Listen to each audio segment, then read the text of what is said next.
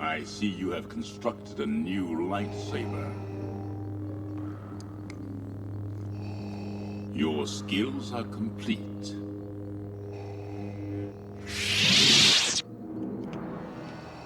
Indeed, you are powerful, as the Emperor has foreseen.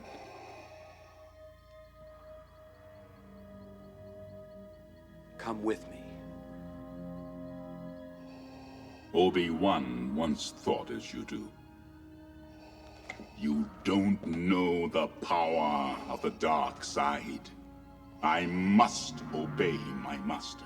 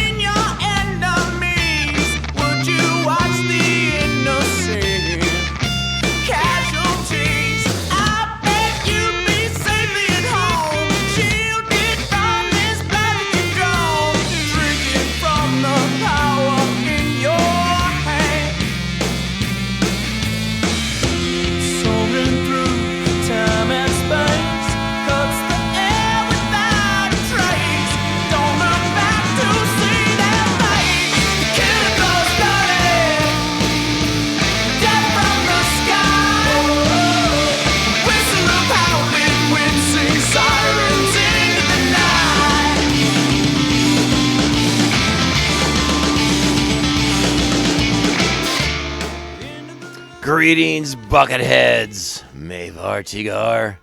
Welcome to a special bonus Bantha Tracks episode of Mandovision. Nargai Tom. And thank you so much for checking out our small independent Star Wars podcast. Remember, of course, the best way to find us is on social media, for better or worse. At Mando_Vision on Twitter and Instagram. You can email the show, mandovisiontom@gmail.com. Please be sure to like, subscribe, share, and follow the show with all the Mandalorians in your covert. Well, how is everyone doing?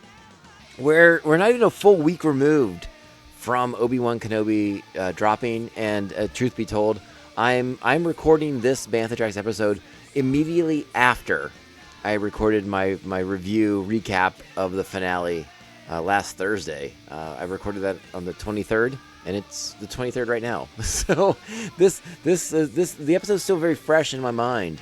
As I wanted to sit down and do this bonus Bantha Tracks episode with everybody because, you know, it's only been a couple days as I record this, and speculation is already rampant that there will be a season 2 of the show.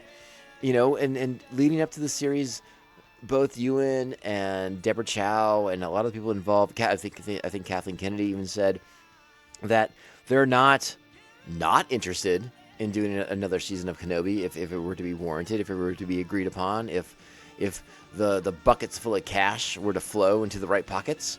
And I think as Star Wars fans, it's something we have to consider. We also have to ask ourselves as fans, do we want another season of Kenobi?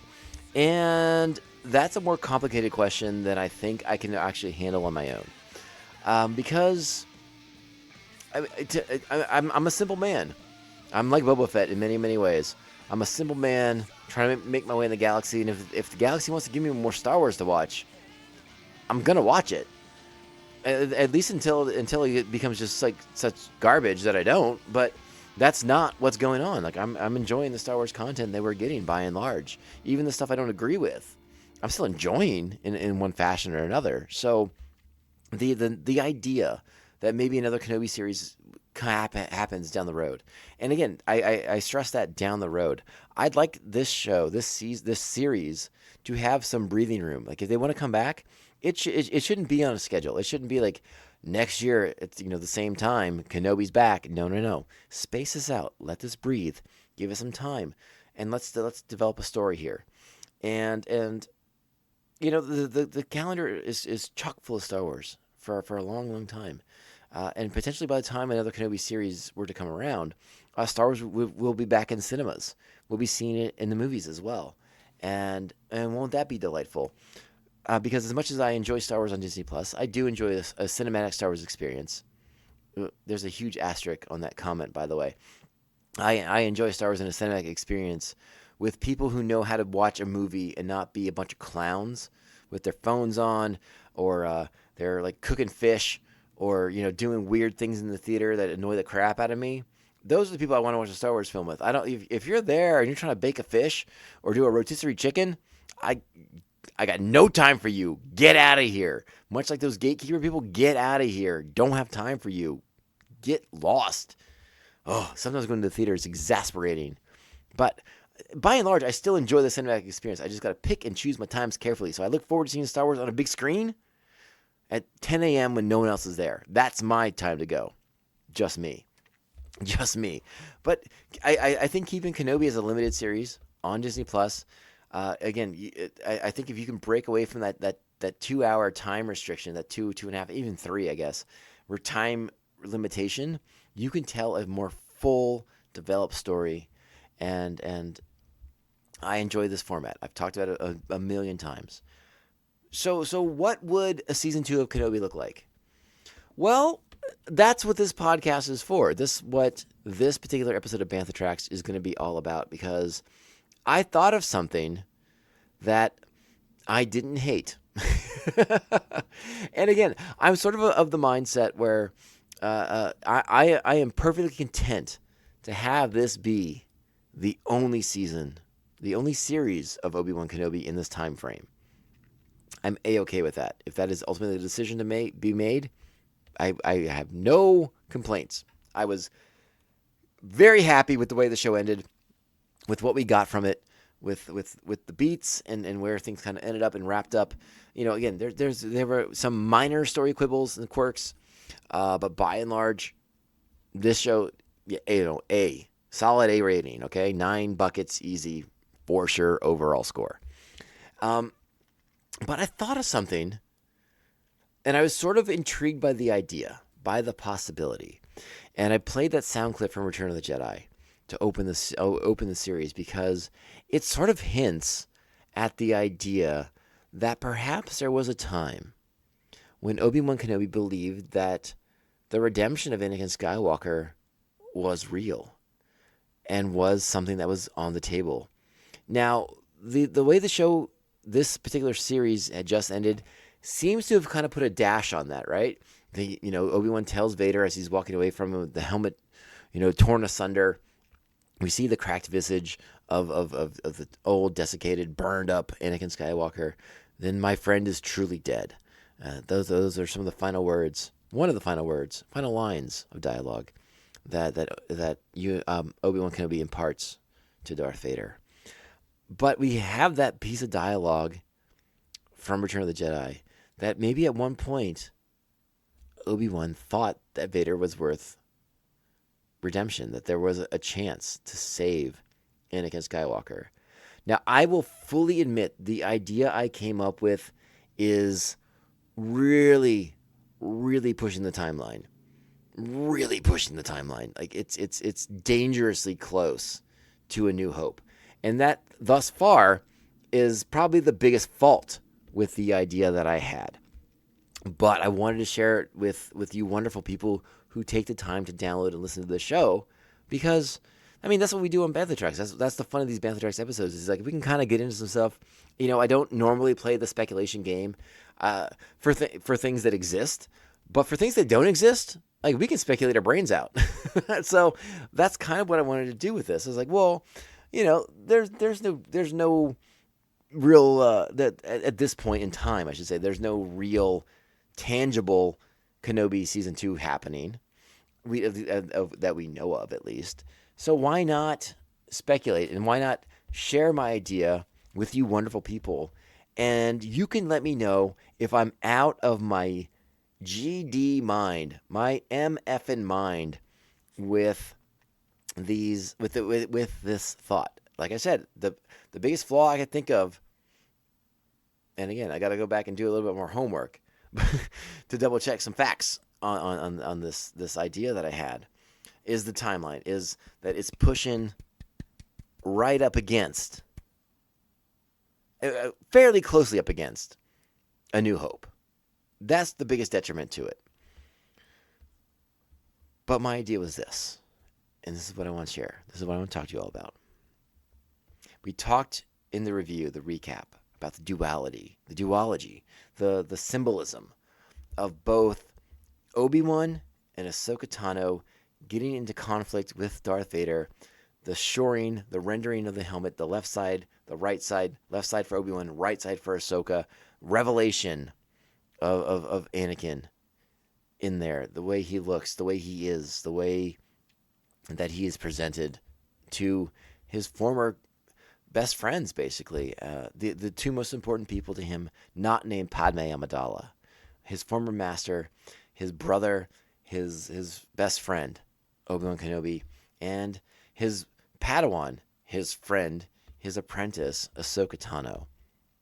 So what if, after Night of the Apprentice, the fateful confrontation between Ahsoka and Darth Vader, where it is revealed / confirmed to Ahsoka that yes, Darth Vader is in fact her former master, the person who taught her how to be the Jedi that she was, and now sort of like the free agent of the Force that she is in fact this agent of the Empire, is the second Sith Lord, the one who works for Palpatine, his lapdog, his enforcer, whatever word you want to use.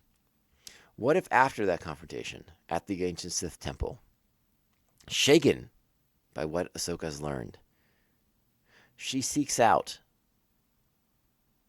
Obi-Wan Kenobi on Tatooine, approaches him with this information, and is shocked to find out that Obi-Wan knew this because of his confrontation years earlier. But she felt something in that moment, in that spark, despite what Vader told her about how he's going to kill her, how she will die at his hands.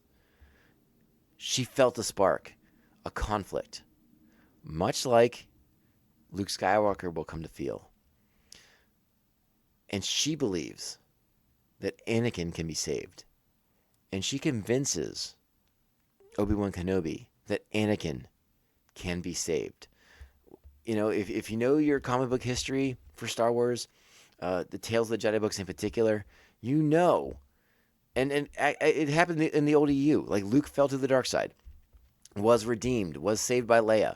There we have gotten dozens, well, I shouldn't say dozens, but many, many tales of Jedi falling to the dark side, redeemed by the ones who care for them the most, who bring them back to the light, whether it's so they can come back to make the ultimate sacrifice and gain redemption through that, or whether it is a full-blown heroic return, as it was for Luke Skywalker from the dark.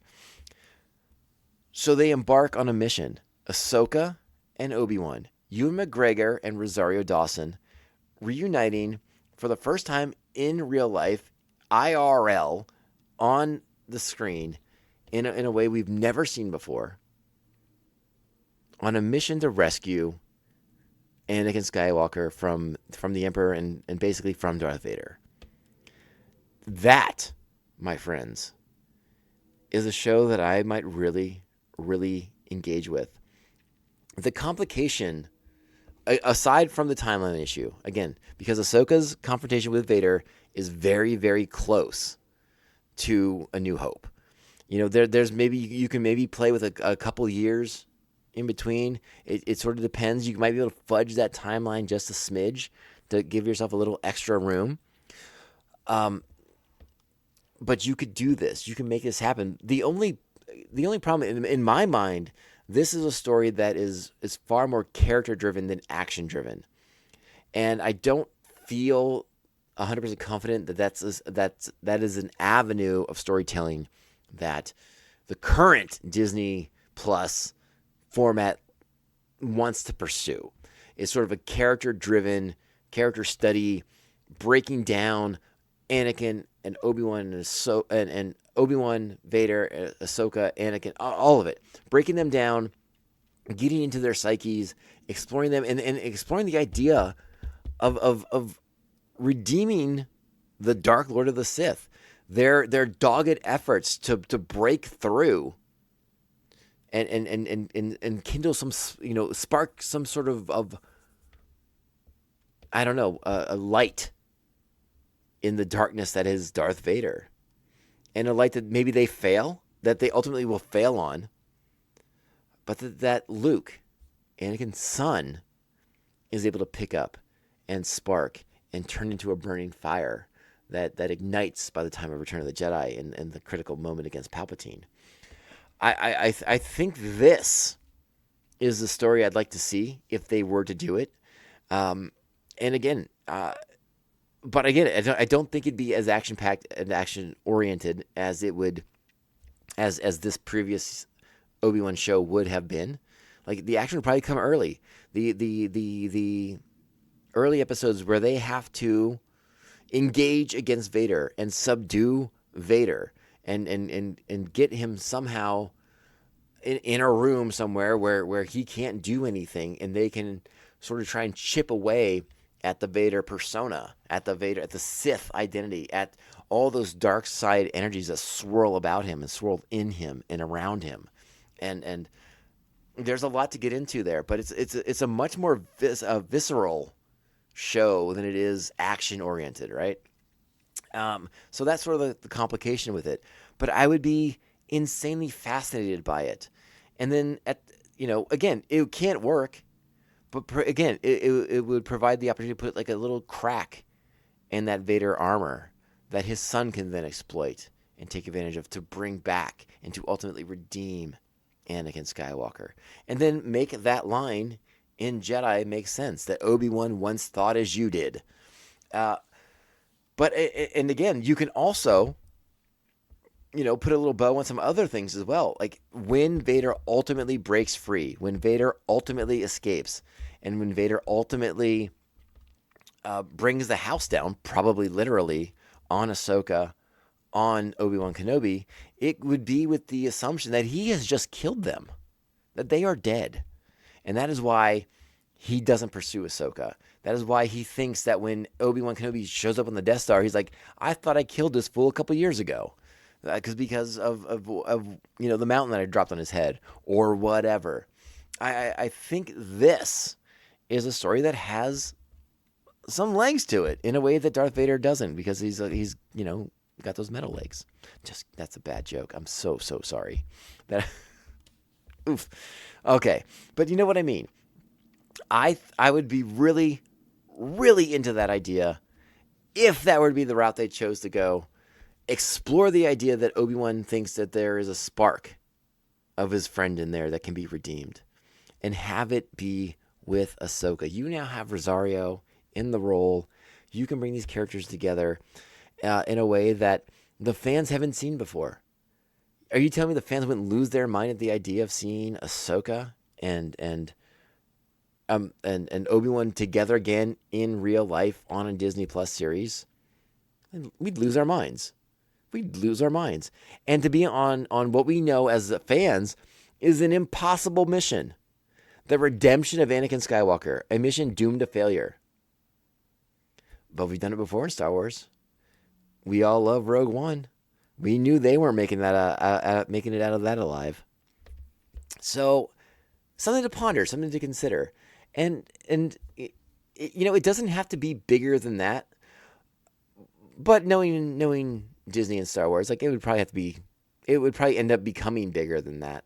But if you focus on those three characters, technically four with Anakin / Vader, you would have a show that I'm insanely interested in. If you're going to dive in and break these characters down psychologically and really study them and their dynamic together, their relationship with each other, and show us the process.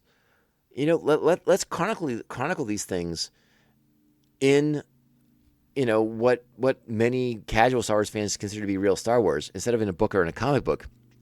Let's get into the process of trying to redeem someone who's fallen to the dark side, a Jedi who's fallen to the Sith. Let's show these things. Like, how much awesome stuff could you get into if you chose that path, if you chose to explore that avenue of redemption with these characters? I think it could be awesome. And again, I now have a vested interest in if there is a second Kenobi series and it's not this, I might have like hurt feelings, but I feel like this particular idea is rife with potential. The biggest stumbling block is the timeline, is how closely does it butt up against A New Hope. That's the biggest raindrop to dance around. But I love the idea overall. I really, really do. So I wanted to share with you all and see what you thought. Do you have an opinion? Do you think am I way off base? Or am I nuts? Have I lost my marbles? And what do you want to see if there's a second series of Kenobi? What would you want it to be about? What would you like to explore? Just, you want to do more like the John Jackson Miller book, Kenobi on Tatooine, bartering, dealing with the moisture farmers and the conflict between them and the Tuskens, dragon battles. What do you want? If there's going to be another season, and again, this is out of our hands, so why not speculate and talk about it? What would you want out of that second season of Kenobi? So I implore you to reach out to me after you've listened to this episode.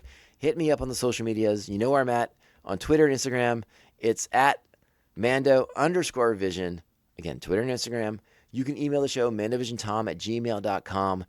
Send me your detailed plot and summary and outline, and we'll forward it to Disney and Kathy Kennedy at Lucasfilm, and we'll see what we can make happen.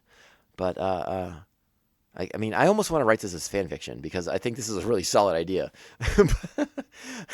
But if I was to start writing fan fiction, I would not have time for the podcast. So we'll have to see how this goes. But like sometimes I get an idea in my head and I got to run with it. So I may try to flesh this idea out a little bit more. So yeah, hit me up with your thoughts, your theories, your ideas. What do you want to see if there is a season 2 of Obi-Wan Kenobi? And would it be season 2 or would it just be a new series, another limited series? You know what to do. Again, this is a special bonus Bantha Tracks episode. These are just for fun. These are just for giggles. So don't be shy and reach out. Let me know what you think. What else have I got for you? As always, I want to thank my official Mandovision Maniacs, which you can sign up for at patreon.com/Mandovision. You can join the Maniacs and gain access to sweet, sweet, sweet bonus content. Thank you to our current Maniacs, the Aspinall Chody, the Batman of Bayho, Jeff Nail, Jeff's co-host Ringing Ear, a great music podcast. Check them out. Thanks Evil Circle, the evilest of all circles, the Squidmaster General Brian Broussard, the New Jersey Devil Mark Wegemer, our very own Joker and Harley Quinn, Brian and Krista of Pariah Brewing, here in San Diego and in Baltimore, Maryland, the Beer Hop Brigadier General Jesus Beer Hops, the Silent Assassin, he who shall not be named, and Syndicate Ram, co-host of Come On, It's Still Good. All right. Thanks for sticking around. Thanks for staying tuned. We probably have at least one more Kenobi-centric episode to get into before we return to Star Wars The Clone Wars Season 5. So stay tuned for that. We're going to do a big post-mortem of the entire series with one of our good friends. Probably the previously mentioned Reagan from Come On, It's Still Good. That's what's happening as of now. We'll see what happens when we get into the recording day. All right, so thanks for tuning in. Hope you enjoyed my speculation theater. And again, don't be shy. Let me know what you think. I'll talk to you all soon. You know how this podcast can end. It only ends one way. This is the way. This is the way. This is the way. This is the way. You expect me to search the galaxy for the home of this creature and deliver it to a race of enemy sorcerers? This is the way.